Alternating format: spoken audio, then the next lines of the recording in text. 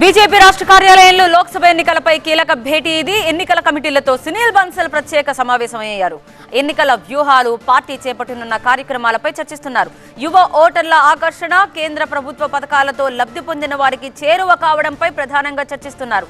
పల్లెలు, బస్తీల్లో బీజేపీ ప్రతి ఇంటికి చేరువయ్యేలా సునీల్ దిశానిర్దేశం చేశారు. లోక్సభ ఎన్నికల్లో డబుల్ డిజిట్ టార్గెట్ తో పనిచేయాలని సూచిస్తున్నారు. లోక్సభ ఎన్నికల్లో గెలిపే లక్ష్యంగా బీజేపీ కసరత్తు ప్రారంభించింది.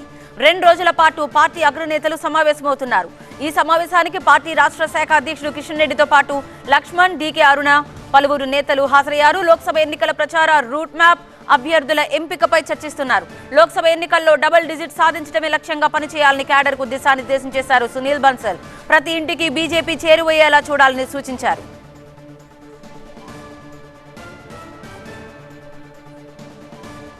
మరింత సమాచారం మా సీనియర్ కరెస్పాండెంట్ విద్యాసాగర్ లైవ్ లో అందించడానికి సిద్ధంగా ఉన్నారు. విద్యాసాగర్, మొత్తం ఈ భేటీ సారాంశం ఏంటి?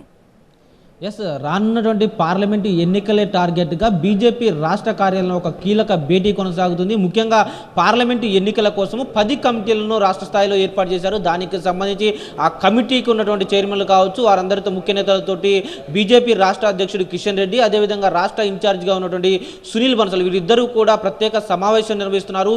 ఇవాళ రేపు 2 రోజులు కూడా లోక్సభ ఎన్నికల్లో విజయం సాధించే దిశగా ఎలాంటి రూట్ మ్యాప్ ఖరారు చేసుకొని ముందుకు వెళ్ళాలి. లోక్సభ ఎన్నికల్లో 17 స్థానాలు ఉంటే ఇక్కడ అందులో కనీసం 11 స్థానాల్లో విజయం సాధించాలంటే ఎలాంటి ప్రణాళికలు అమలు చేయాలి, ఇదే లక్ష్యంగా ఈరోజు కీలక సమావేశం ప్రారంభమైంది. దీనికి సంబంధించి ముఖ్యంగా ఏదైతే వికసిత్ భారత్, అదేవిధంగా నవయువ ఓటర్లతో పాటు అదే మహిళలకు సంబంధించి ఒక ప్రత్యేక కమిటీ, దాంతోపాటు గావ్ చలో, బస్తీ చలో అనేటువంటి మరొక కమిటీ, అదేవిధంగా శ్రీరామ మందిర్ దర్శన్, ఇలా మొత్తం 6 కమిటీలతో ప్రస్తుతం భేటీ కొనసాగుతుంది. ఈ 6 కమిటీలను కూడా ప్రజల్లోకి ఇప్పటివరకు కేంద్ర ప్రభుత్వం తీసుకొచ్చినటువంటి పథకాల లబ్ధి ఎవరు పొందారో వారందరికీ కూడా బీజేపీని చేరువ చేయడం, దాంతోపాటు ప్రస్తుత కాంగ్రెస్ని ఏ విధంగా ఎదుర్కొని ముందుకు వెళితే 400 మార్కును చేరుకొని పార్లమెంట్లో అత్యధిక స్థానాలు సాధించాలంటే తెలంగాణలో కూడా ఒక కీలక స్థానాలను సాధించాలి. కాబట్టి 11 స్థానాల్లో కనీసం గెలిచే దిశగా వ్యూహాలను రూపొందించుకోవడంతో పాటు ఎక్కడెక్కడ బలంగా ఉన్నాము, బలంగా లేని చోట ఏ విధమైనటువంటి